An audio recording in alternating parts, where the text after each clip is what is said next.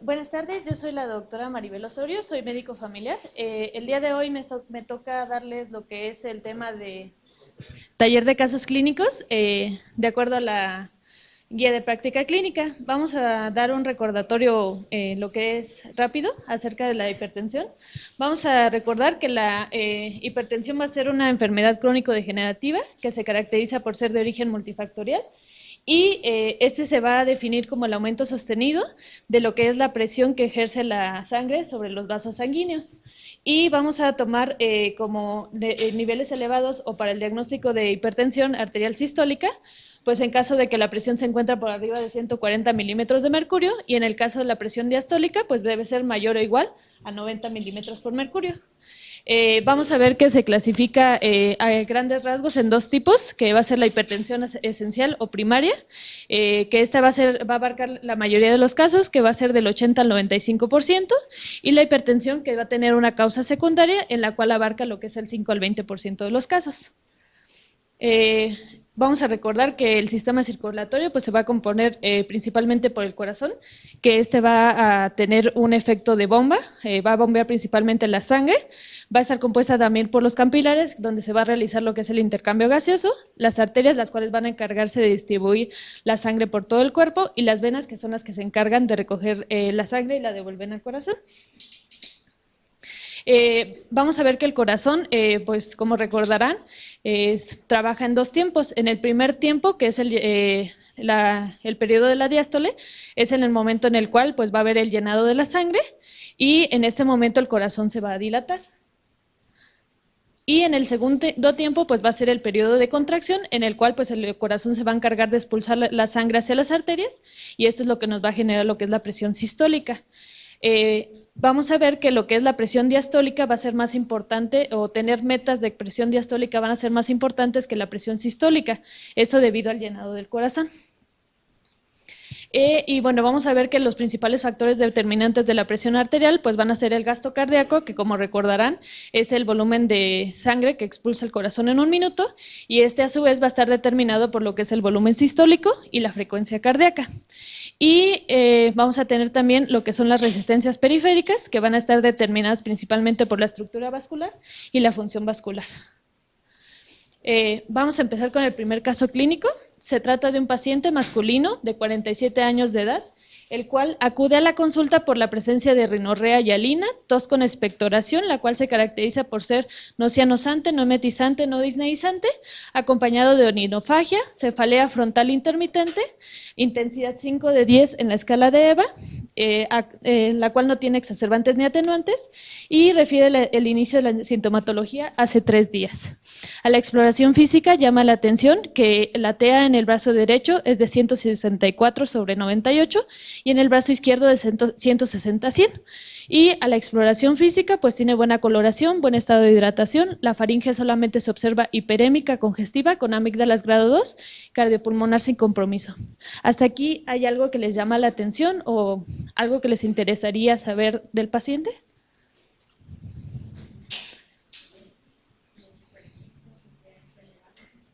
Si el paciente niega crónico-degenerativa, se realiza una revisión del expediente, y en cuadros previos solamente ha ido a visitas médicas solamente por cuestiones de sintomatología, pero nunca se había detectado una elevación de la presión arterial. No, refiere que no tiene uso de medicación previa. Hasta aquí, ¿cuál sería la conducta a seguir con este paciente? Aquí tenemos como opciones, la primera sería administrar captopril sublingual y actuar en función a la respuesta. La segunda tenemos administrar captopril vía oral e iniciar protocolo de estudio para hipertensión arterial. La C, tenemos programar al menos 2 citas para realizar despistaje de hipertensión arterial.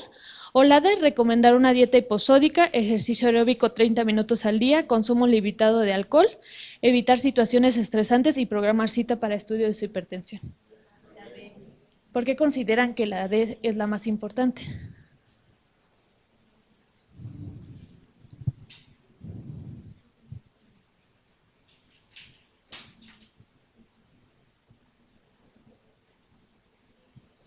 ¿Cuántas tomas de TEA se necesitan para decirle al paciente que es hipertenso? 2. Entonces, en este caso, pues sí, la respuesta es la D. Para empezar, pues no se ha visto que exista alguna mejoría o alguna diferencia entre que administremos captopril tanto vía oral como vía sublingual. Ya ahora las guías ya refieren que ya la administración sublingual se debe dejar a un lado y ya siempre los antihipertensivos deben de ser, aunque sea una urgencia hipertensiva, deben de ser administrados por vía oral. Entonces, en caso de administrar captopril tanto vía oral como vía sublingual, pues en este caso no sería la respuesta porque el paciente apenas es la primera detección en la cual tiene cifras elevadas de presión arterial. Entonces, en este caso, pues sí debemos de empezar, cuando ya detectamos a un paciente con cifras elevadas de presión, pues ya debemos empezar con los cambios en el estilo de vida y programar las citas para el estudio de su hipertensión. ¿En cuánto tiempo se considera apropiado realizar la siguiente consulta médica? En un mes. De hecho, la guía marca que la siguiente consulta debe de ser programada de las 4 a las 6 semanas con estudios de control para iniciar el protocolo de estudio. Hay que recordar que el impacto que tiene la hipertensión arterial a nivel mundial, entre más rápido se haga el diagnóstico y se inicie el tratamiento de manera oportuna, va a ser mejor para el paciente porque de esa manera disminuimos el número de complicaciones. Bueno, vamos a ver que posterior a 3 visitas médicas se realiza el diagnóstico de hipertensión arterial grado 1. En ese momento ustedes deciden iniciar tratamiento con clortalidona, 50 miligramos cada 24 horas. Después del inicio del tratamiento, ¿en cuánto tiempo deben de valorar el efecto hipotensor del medicamento? ¿En una semana? De hecho, la guía marca aproximadamente que después de las 2 semanas empezamos a ver si el paciente tuvo efecto del hipotensor del medicamento, pero para realizar o decidir algún cambio de medicamento, ya sea para aumentar la dosis del antihipertensivo o para agregar un segundo fármaco, debemos de esperar hasta 4 semanas. Ahora se trata de un caso de un paciente, el cual acude femenino de 63 años de edad. Ella cuenta con el antecedente de diabetes mellitus, acude a consulta de urgencias por presentar desorientación en las últimas 24 horas. A la exploración física, ella se encuentra desorientada, con una TEA de 230/160, una frecuencia respiratoria de 25, una frecuencia cardíaca de 110, temperatura de 36.7 y los campos pulmonares se ausculta que tienen estertores bivasales con unos ruidos cardíacos con cuarto tono. Hasta aquí, ¿cuál sería su sospecha diagnóstica? ¿O necesitarían saber algo más de la paciente?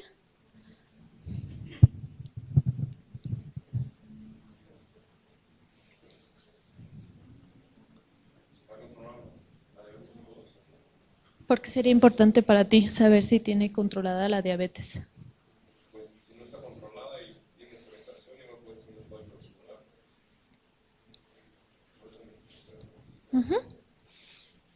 ¿Algo más que les interesaría?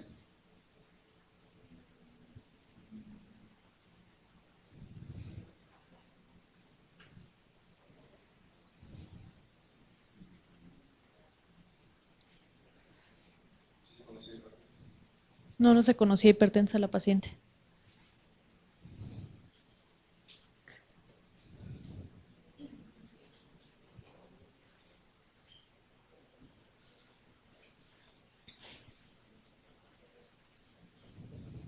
¿Hasta aquí les haría falta o quisieran agregar algo más a la exploración o algo para tener su sospecha diagnóstica o ya tienen clara la sospecha diagnóstica? ¿Mande? Radiografía de tórax, ¿en busca de qué?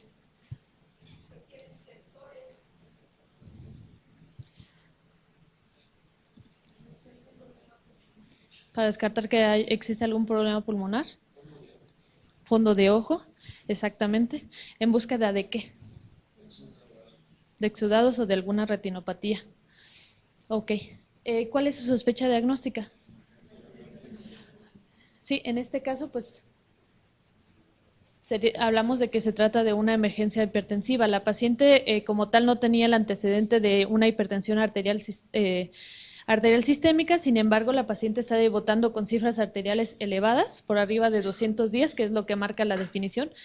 Y aparte está mostrando datos de daño a órgano blanco, como son el hecho de que tenga estertores, pues ya nos está hablando que probablemente la paciente está en una insuficiencia cardíaca, que es lo que le está condicionando la presencia de los estertores.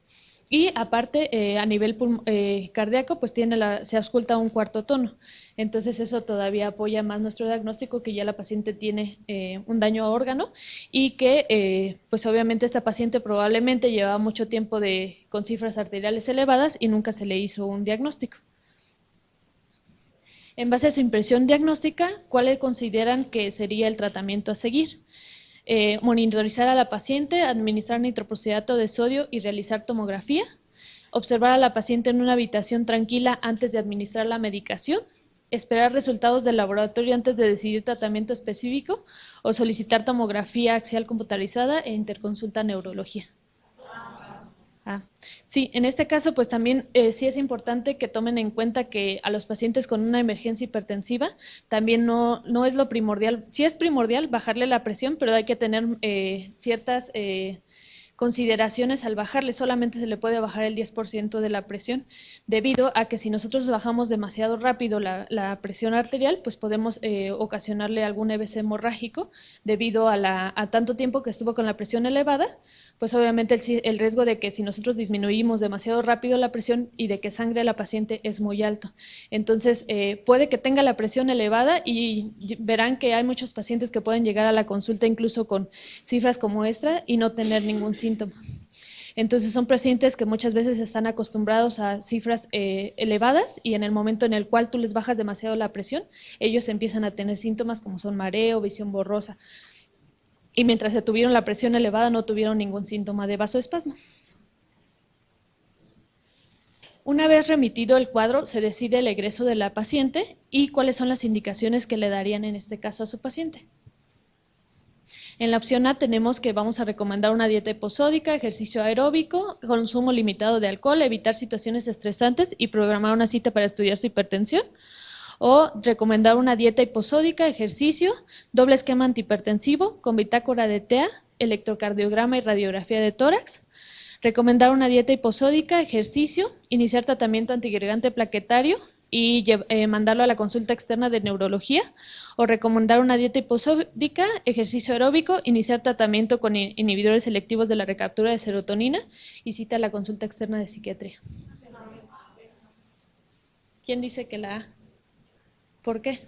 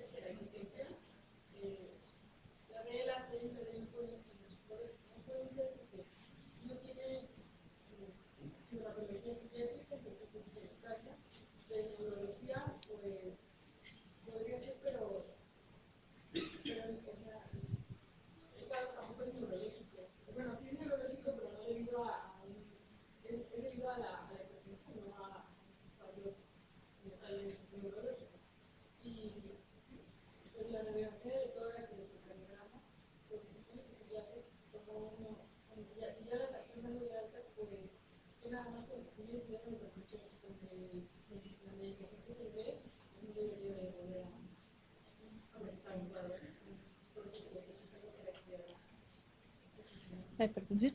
¿Quién dice que la ve? ¿Por qué?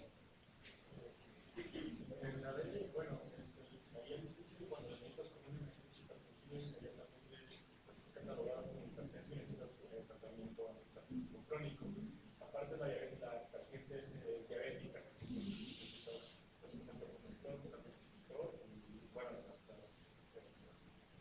lo que se debe dar, vamos a encontrar el esquema antihipertensivo, los ejercicios aeróbicos, proceso de recomendar a los pacientes, para el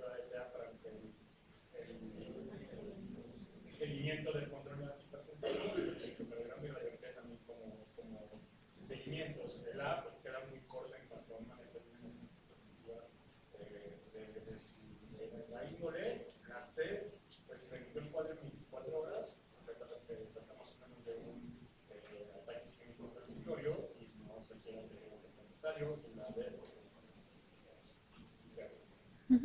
Sí, en este caso la respuesta más correcta es la B. Como comentaba su compañero, ¿cómo te llamas?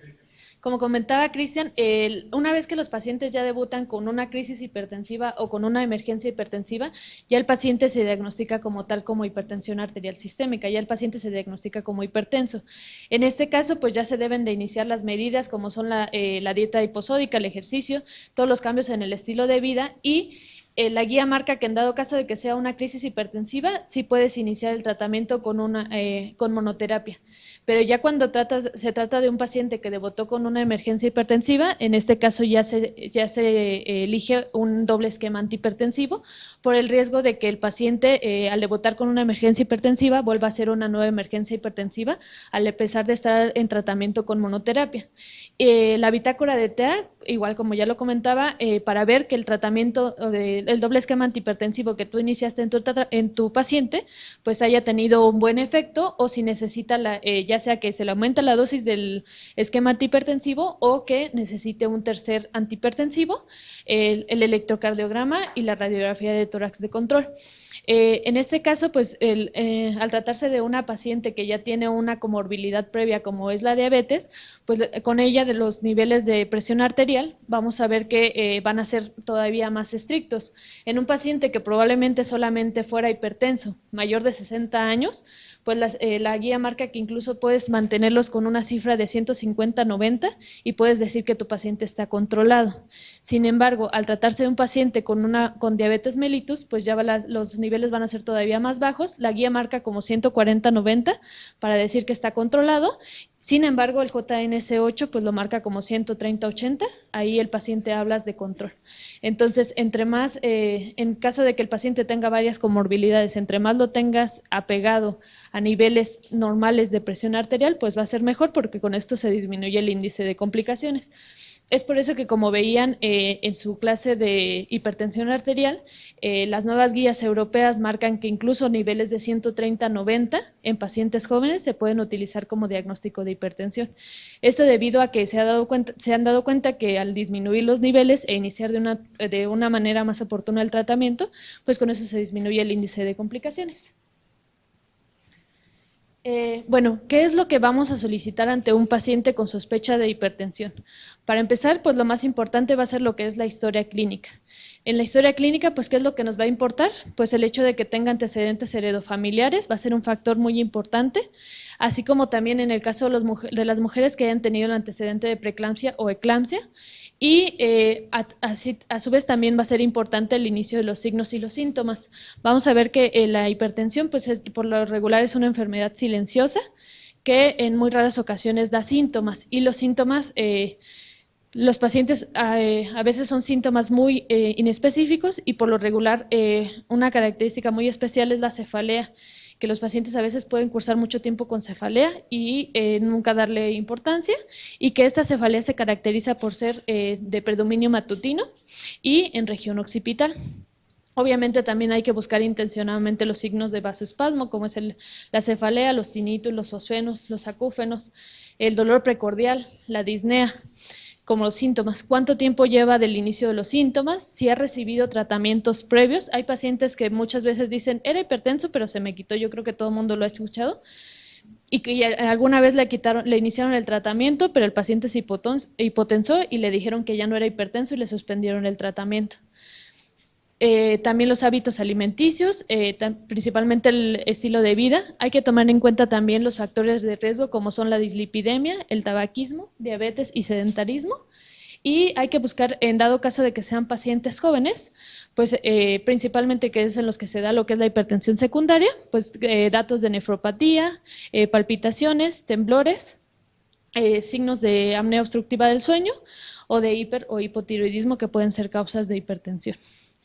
Y hay que buscar también signos de daño a órgano blanco, como son los ataques isquémicos transitorios. Como lo comentaba Cristian, ahora la nueva guía marca que para el ataque isquémico transitorio ya no son 24 horas, que ya los síntomas deben revertir en 4 horas. Si después de 4 horas el paciente no ha revertido el cambio en el estado neurológico, entonces ya hablamos de un EBC establecido como tal.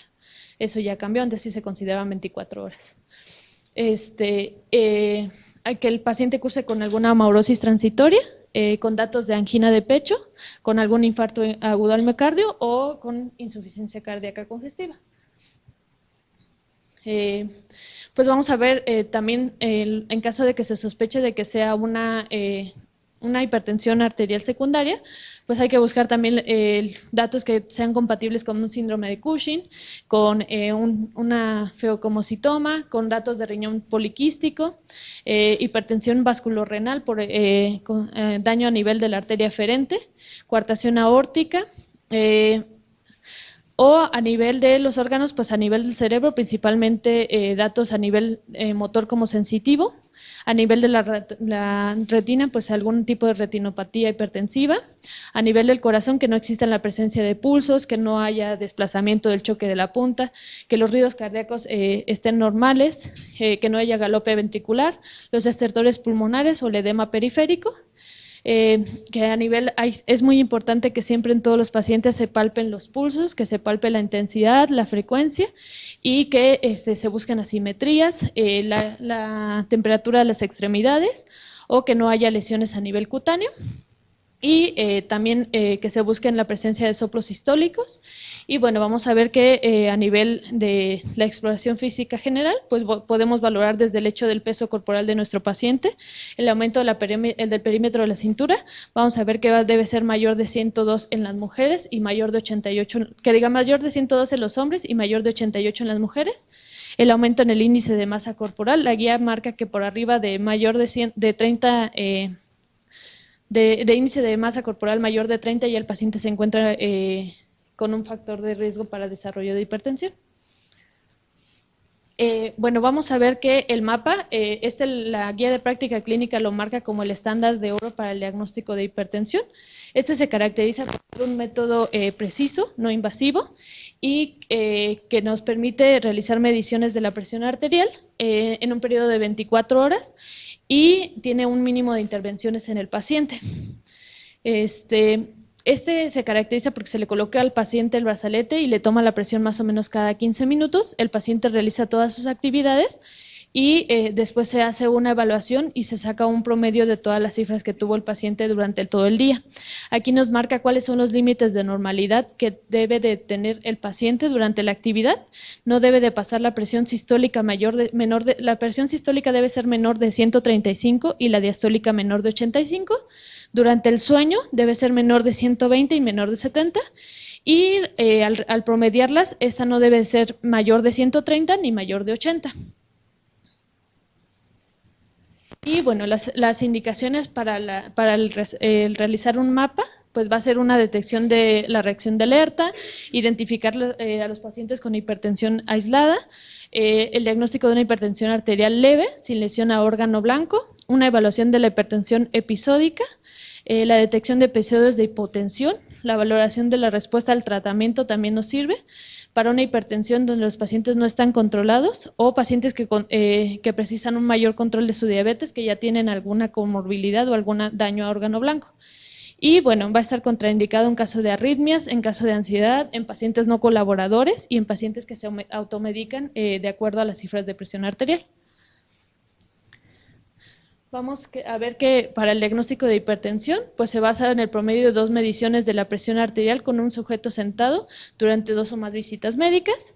Y en caso de los niños y adolescentes, estos deben de ser percentilados y siempre y cuando se encuentren por arriba de la percentil 95 de acuerdo a talla, peso y edad, vamos a realizar el diagnóstico. Eso sí es muy, muy importante porque se ha visto que en los niños cada vez es más frecuente, aunque no pareciera, lo que es el síndrome metabólico.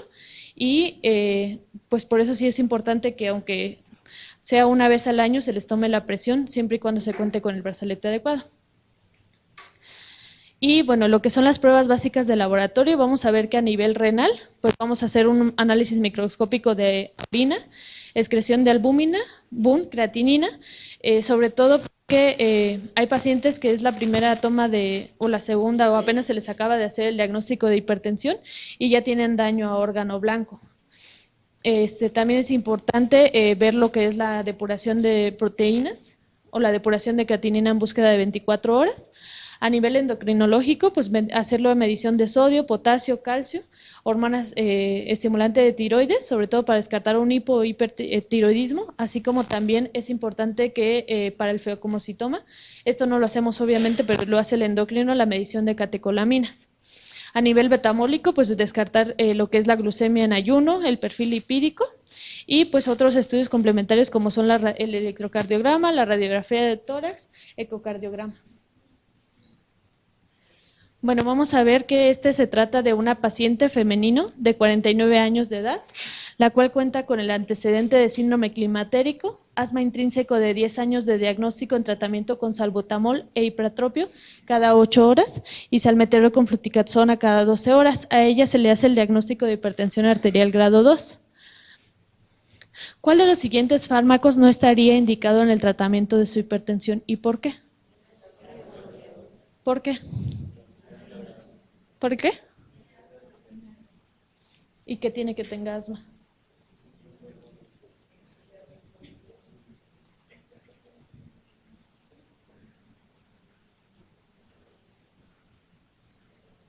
Vamos a ver que uno de los efectos adversos de los betabloqueadores va a ser la broncoconstricción. Entonces, por eso en este caso la paciente con el antecedente de asma, pues el utilizar un betabloqueador no sería lo mejor para ella. Ahora se trata de un paciente masculino de 58 años de edad, el cual cuenta con el antecedente de tabaquismo positivo durante 20 años a razón de 15 cigarrillos al día, tiene un índice tabáquico de 15, una hiperuricemia en tratamiento con allopurinol, 300 miligramos cada 24 horas, dislipidemia mixta en tratamiento con atorvastatina, 40 miligramos cada 24 horas, besafibrato, 200 miligramos cada 24 horas. A la exploración física se encuentra una paciente con TEA de 168,96, a pesar de que ya se inició restricción salina y realización de actividad física. ¿Cuál de los siguientes no estaría indicado, no sería el tratamiento de elección en esta paciente? La opción A tenemos a un YECA más un diurético tiacídico, la opción B es un YECA más un calcio antagonista, la B es un YECA más un beta bloqueador y la D es un YECA más un ARA2.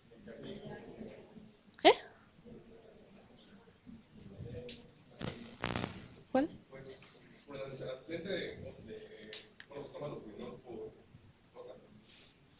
anestesias no están indicadas en los pacientes, pero tampoco se indica la combinación de un IECA más una A2. Entonces, yo pondría A o D. Pero si tuvieras que elegir una, ¿con cuál te quedarías? Ok, en este caso, la respuesta más correcta es la YECA más ARA. El YECA más ARA, en ningún paciente deben de hacer ese tipo de combinación porque al final de cuentas el mecanismo de acción es el mismo, que es evitar la producción de aldosterona.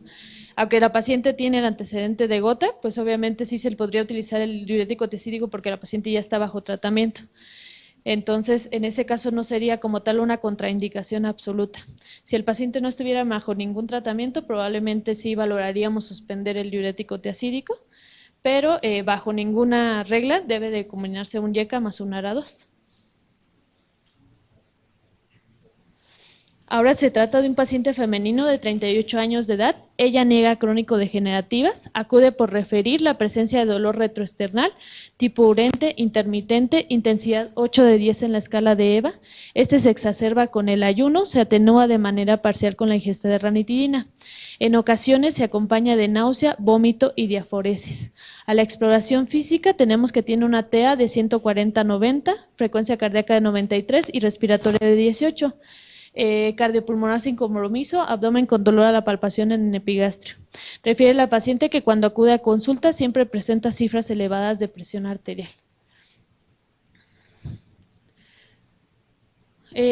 ¿Cuál sería la conducta más apropiada a seguir en esta paciente? Recomendar una dieta episódica, ejercicio, evitar situaciones estresantes y cita para estudiar su hipertensión, realizar un mapa, realizar una toma de presión 3 veces al día por una semana o el inicio de tratamiento antihipertensivo. Sí, en este caso, pues obviamente sería lo más importante realizar un mapa en la paciente para descartar que no se trata de un fenómeno de bata blanca.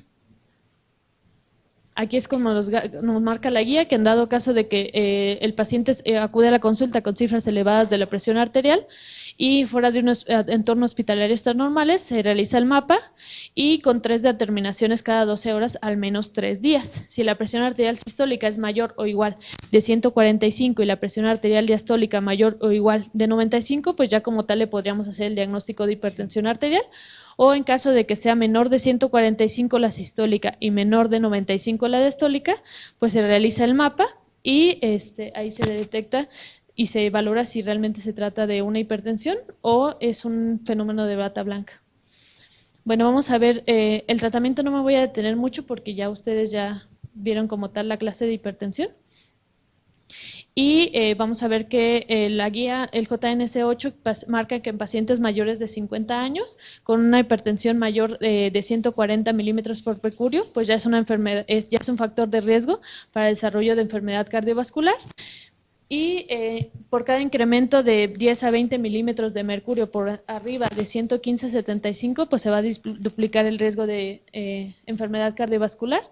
Y los pacientes con hipertensión que requieran 2 o más medicaciones antihipertensivas para conseguir una cifra por debajo de 140-90 o 130-80 en caso de diabéticos, se debe de realizar una valoración por un especialista y en dado caso de que la presión sea mayor de 10 a 20 milímetros de mercurio de la meta, se debe de considerar iniciar la terapia con 2 agentes y siempre de preferencia debe de incluir lo que es un diurético tiacídico.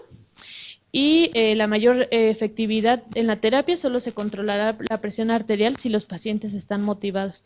¿Esto qué quiere decir? Que si los pacientes no comprenden como tal que ya padecen alguna enfermedad crónica y así ustedes les den muchos antihipertensivos, si el paciente no realiza cambios en su estilo de vida, nunca lograrán tener algún control del paciente. Vamos a ver que, como marca la guía, lo primero y más importante son los cambios en el estilo de vida. Esto se ha demostrado que en caso de que el paciente realiza una reducción del peso, aproximadamente lo que es pierde 10% del peso corporal, esto nos va a lograr una reducción de 5 hasta 20 milímetros de mercurio. En caso de que el paciente realice una dieta, por lo regular se les indica una dieta tipo DASH, la cual incluye un consumo rico en frutas y verduras, lo que son los granos secos y que disminuya la cantidad de grasas diarias saturadas y totales, pues esto ha demostrado una disminución del 8 al 14 milímetros de mercurio. Se ha demostrado que la mayoría de nosotros, si hiciéramos una cantidad o una suma de todo lo que consumimos de sodio al día, más o menos consumimos 10 gramos al día durante nuestros alimentos de manera en promedio. Entonces la guía marca que para un paciente hipertenso pues no le puedes decir que como tal se anule la dieta el consumo de sodio, pero que más o menos debe de consumir de 5 gramos de sodio al día.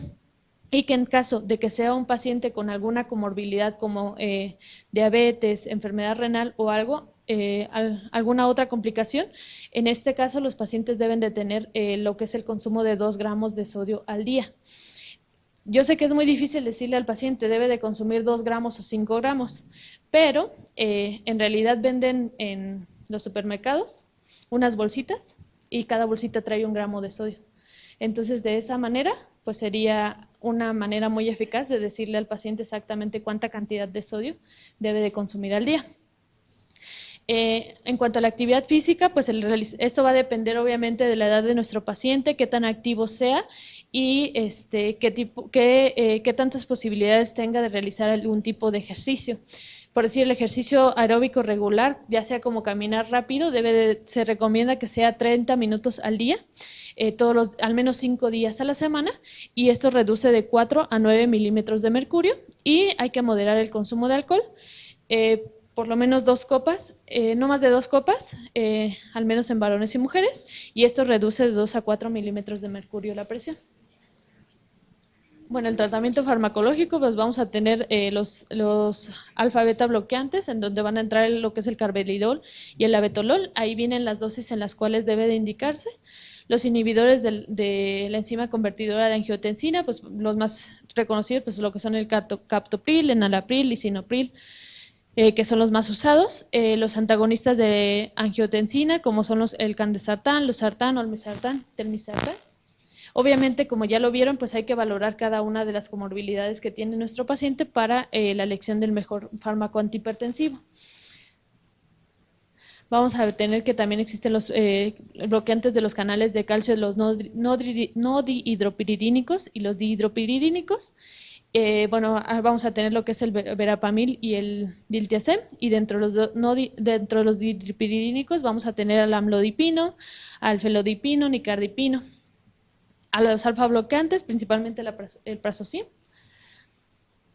A los diuréticos tiacídicos como la cortalidona, hidroclorotiazida, a los diuréticos de asa como furosemide, los diuréticos ahorradores de potasio como la espironolactona, en dado caso de los bloqueadores del sistema de aldosterona, pues que es la pleronona y la espironolactona, los beta bloqueantes, como es el atenolol, el bisoprolol, el metoprolol, el propanolol, y los bloqueantes de la actividad simpático-mimética, como el acebutolol o el pentubutol. Vamos a ver que para iniciar el tratamiento antihipertensivo en el paciente hay que valorar los que son los factores de riesgo cardiovascular, como es que sabemos que son modificables y no modificables, como dentro de los modificables, pues como son la edad, el sexo, los antecedentes heredofamiliares, y los modificables, no, perdón, y los modificables, que tenemos lo que son el tabaquismo, el sedentarismo, y los no modificables, que es la edad, el sexo, los antecedentes heredofamiliares. Dependiendo de esto, vamos a valorar lo que es el inicio de tratamiento antihipertensivo en los pacientes. En dado caso de que el paciente no tenga ningún factor de riesgo, pues solamente en caso de que la presión esté normal, pues no se va a hacer ningún tipo de intervención. Ya en dado caso de que el paciente ya tenga una hipertensión grado 1, pues lo principal va a ser indicar los cambios en el estilo de vida. Y si a pesar de esto el paciente continúa con cifras elevadas, pues ahora sí ya valorar lo que es un inicio del tratamiento. En la hipertensión grado 2, pues ya vamos a iniciar como tal el tratamiento, y en la hipertensión grado 3, pues se valora también el tratamiento farmacológico. En dado caso de que el paciente tenga de 1 a 2 factores de riesgo, pues ya en caso de una hipertensión grado 1, después de iniciar el tratamiento, valorar si con monoterapia el paciente está controlado o necesita agregar un segundo medicamento, y en caso de que el paciente tiene más factores de riesgo y aparte más de 3 factores de riesgo y alguna comorbilidad, pues debe de iniciarse el tratamiento de una manera más rápida. Vamos a ver que acude a cita de control mensual un paciente masculino de 55 años de edad, el cual cuenta con el antecedente de hipertensión arterial de 7 años de evolución. Él está en tratamiento con enalapril 10 miligramos cada 8 horas e hidroclorotiazida 25 miligramos cada 24 horas. Él refiere la presencia de cefalea intermitente, intensidad 8 de 10 en la escala de EVA. Este se atenúa con la ingesta de AINES y en ocasiones se acompaña de fosfenos. A la exploración física, nuestro paciente tiene una TEA de 165/90. El resto de la exploración está sin alteraciones. ¿Cuál es la conducta más apropiada a seguir? 1 es continuar con el manejo establecido. 2 es continuar con el manejo establecido con cita en un mes con bitácora de TEA. La 3 es continuar con manejo establecido, cita en un mes con bitácora de TEA y laboratorios. O el 4 es agregar medicamento antihipertensivo con cita en un mes y TEA y laboratorios.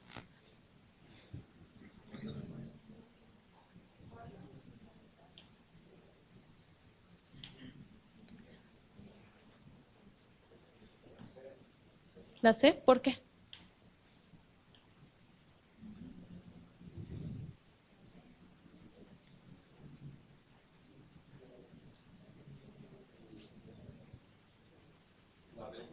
¿Por qué sería la D? Es un paciente que no está en medio del tratamiento y aparte está sintomático y no está dejando de cambiar.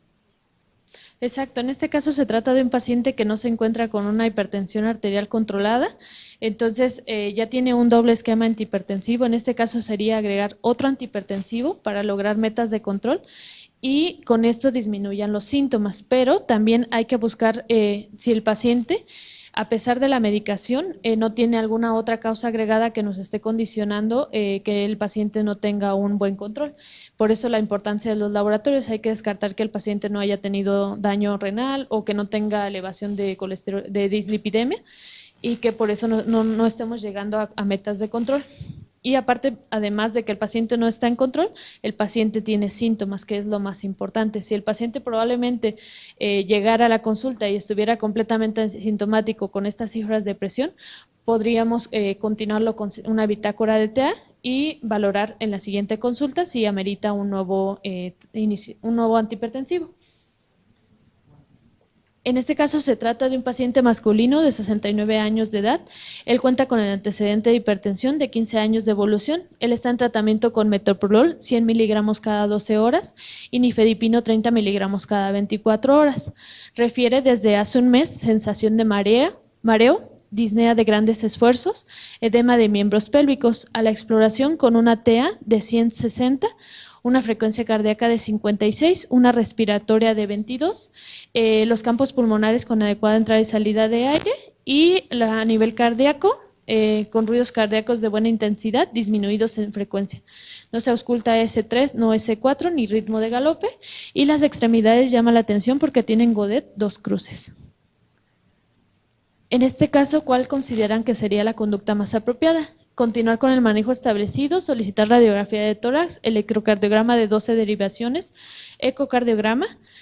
La B, continuar con el manejo, agregar medicamento diurético, solicitar radiografía de tórax, electrocardiograma de 12 derivaciones y ecocardiograma. La C, suspender el calcio antagonista y solicitar radiografía de tórax, electrocardiograma de 12 derivaciones y ecocardiograma. O suspender medicamentos antihipertensivos, solicitar radiografía de tórax, electrocardiograma de 12 derivaciones, ecocardiograma e interconsulta cardiología.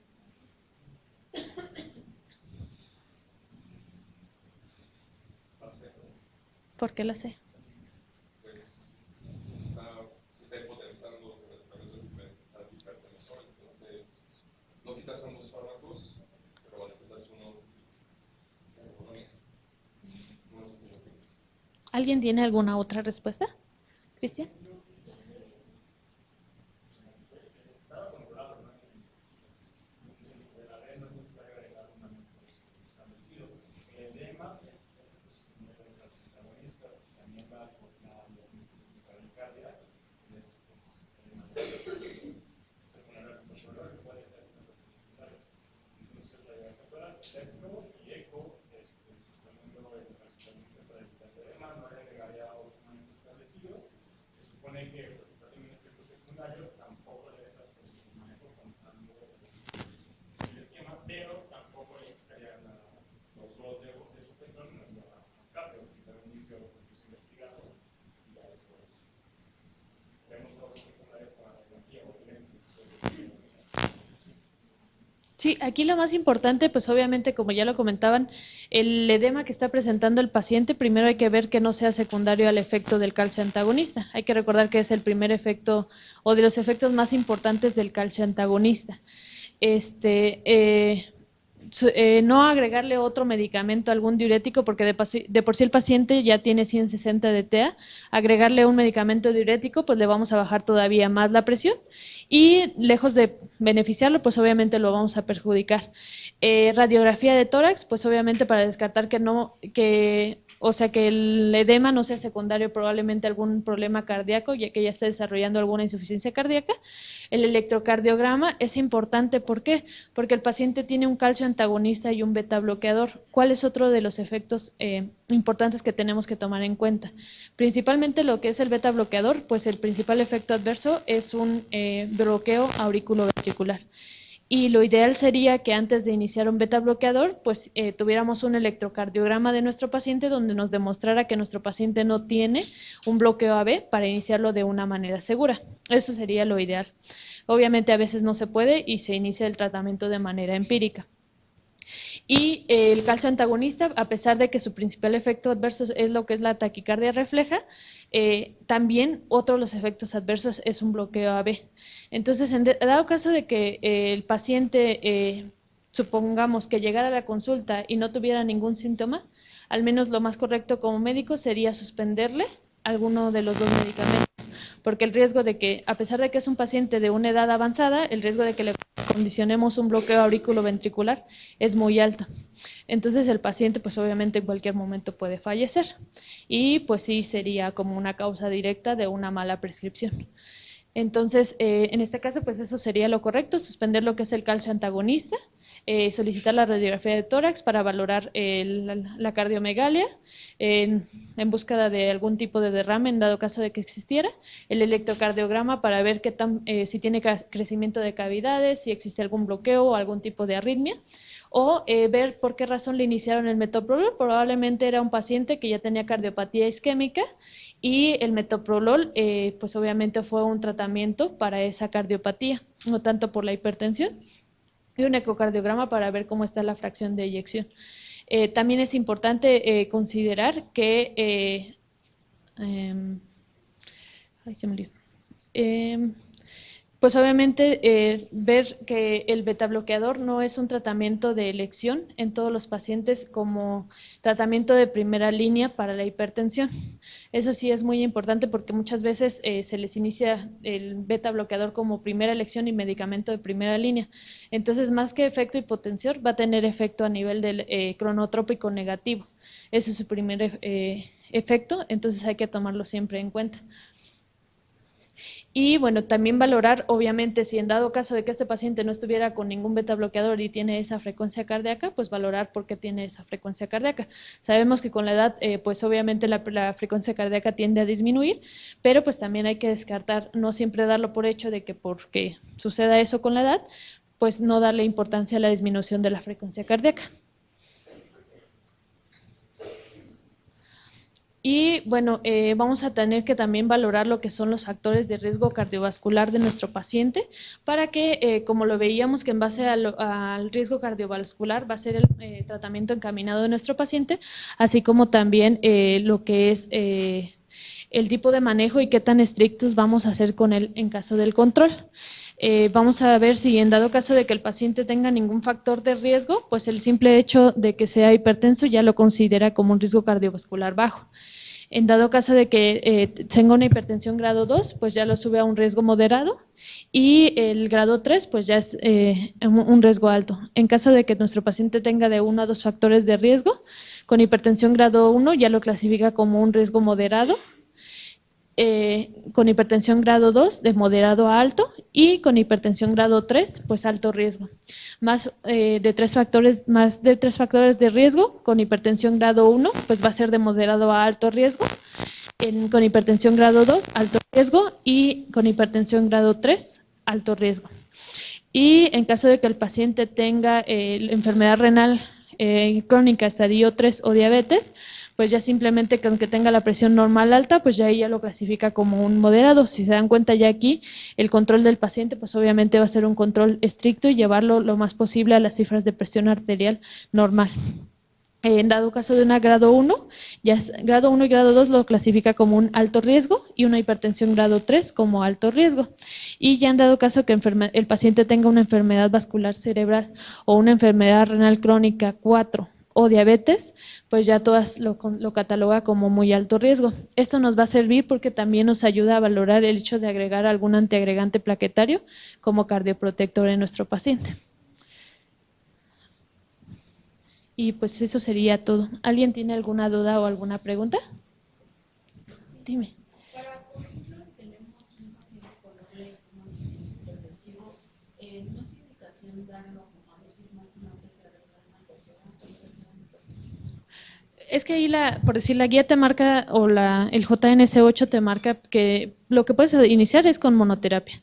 Aquí tienes la opción de que si a pesar de la monoterapia el paciente no tiene un buen control, ya sea que aumentes la dosis, lo lleves a dosis máxima y veas si tiene control. Si a pesar de eso tu paciente no tiene control, ahora sí agregas un segundo antihipertensivo. Y aquí valoras si tu paciente tiene comorbilidades o no. Si tu paciente tiene comorbilidades y a pesar de doble esquema antihipertensivo tu paciente no tiene control, lo mejor es llevarlo a un tercer antihipertensivo, obviamente siempre valorando los efectos adversos del medicamento. para que, y obviamente también lo que es las comorbilidades de tu paciente, como son valorar que no tenga síndrome de caídas, que no tenga síndrome de fragilidad, síndrome de desgaste, todos esos que nos pueden empeorar el cuadro. Si tu paciente no tuviera nada de eso, pues lo ideal sería llevarlo a un tercer antihipertensivo. Pero si tu paciente tiene alguna otra comorbilidad, que en dado caso de que tú le agregues un tercer antihipertensivo, lo mejor es subirle los dos a dosis máxima. Y así con dosis máxima no tienes control, entonces ahora sí subes el tercer antihipertensivo. Pero siempre es importante valorar en conjunto a tu paciente porque hay que recordar que ya ahora la polifarmacia se considera con más de 3 esquemas antihipertensivos. Entonces, si tienes más de 3 antihipertensivos, ya tienes a un paciente en polifarmacia. Entonces, el riesgo de caídas, el riesgo de fractura y todo eso es todavía mayor en tu paciente. Entonces, si tienes ese riesgo, mejor auméntalo el doble esquema a dosis máxima, siempre y cuando el paciente no presente obviamente efectos adversos y lo tolere bien. ¿Alguien tiene alguna otra duda? Bueno, eso sería todo por mi parte. Muchas gracias.